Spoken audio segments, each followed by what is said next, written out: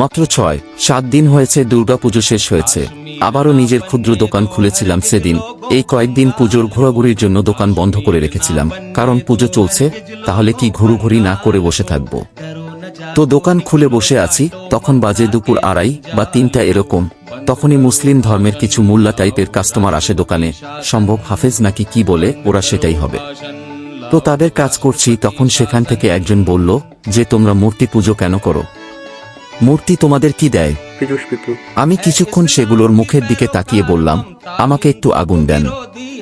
এক মোল্লা বলল, গ্যাস লাইটে থেকে ধরাও। আমি আবারও বললাম, আমাকে একটু আগুন দেন। দুইয়ে মোল্লা একটা দিয়াশলাই দিয়ে বলল, এই নেন। আমি বললাম, আপনাদের কাছে আমি দিয়াশলাই চাইনি, আমি চেয়েছি আগুন। এক মোল্লাটি বলল, মোমবাতি থেকে নিয়ে নেন। আমি আবারও বললাম, আমি কিন্তু মোমবাতিও চাইনি, আমি চেয়েছি আগুন, আগুন দিবেন। মোল্লাগুলো বলল, কোনো উৎস ছাড়া আগুন কিভাবে দিব? দিয়াশলাই, মোমবাতি এগুলো ছাড়া আগুন কিভাবে দিব? আমি বললাম, কোনো উৎস ছাড়া যখন আগুন দেয়া না যায়, ঠিক এইভাবে আমরাও দেবদেবীর আরাধনা করার জন্য উৎস লাগে, যা আমরা ওনাদের দিব্যরূপ বা মূর্তি হিসেবে বানাই। আপনারা উৎস ছাড়া কোনো কিছু যদি না দিতে পারেন, তাহলে উনি তো আমাদের দেবী, তাহলে উনার আশীর্বাদ কিভাবে প্রাপ্তি হবে? তখন সেই মোল্লারা চুপ হয়ে গেল। হয়তো কিছুটা বুঝার ক্ষমতা ওর ভিতরে আছে, তাই আর তর্ক করে নাই। আর উত্তরই বা কি দিবে?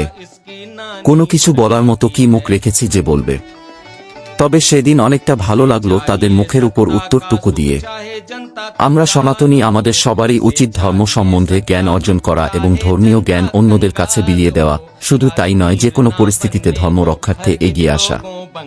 শ্রীমদ্ভাগবত গীতাতে ভগবান বলেছেন, ধর্ম রক্ষতি রক্ষিত, যার অর্থ যে ধর্ম রক্ষার্থে এগিয়ে আসে বা ধর্ম রক্ষায় নিয়োজিত থাকে, ধর্ম তাকে রক্ষা করে। জয় শ্রীরাম, জয় শ্রী সনাতন।